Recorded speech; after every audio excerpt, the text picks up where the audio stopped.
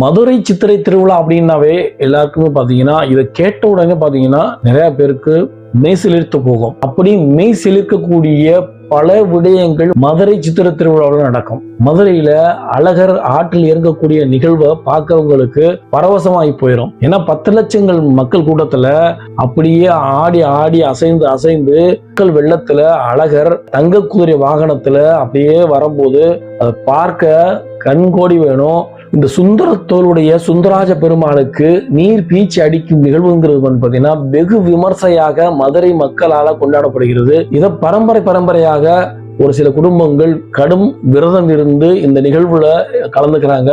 இதற்காக பிரத்யேகமாக தயாரிக்கப்பட்ட இந்த தோல்பைகள்ல இருக்கக்கூடிய நீரை பீச்சி அடித்து அழகர் மேல பட வைத்து அழகரை நீர் துளிகளால குளிர்ச்சியடைய வைக்கிறாங்க.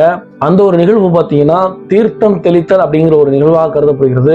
அதுதான் நீர் பீச்சி அடித்தல் நிகழ்வாக நடக்கிறது.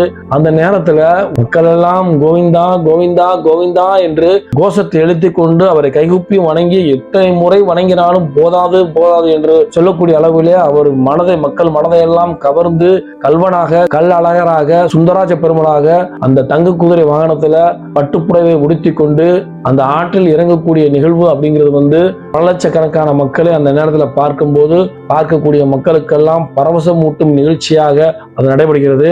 இந்த நிகழ்ச்சிக்கு பின்னால் இருக்கக்கூடிய கதை என்ன?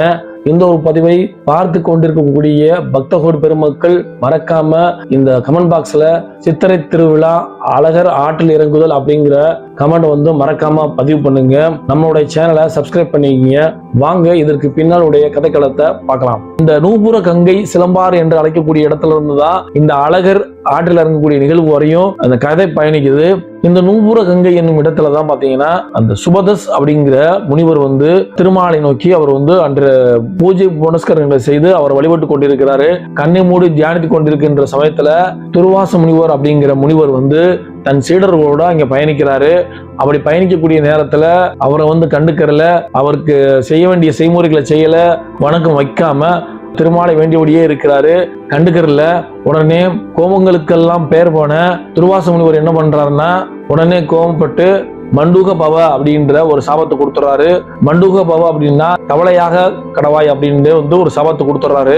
அப்படிப்பட்ட சாபமானது அவர் தவளையாக மாற செய்கிறார்.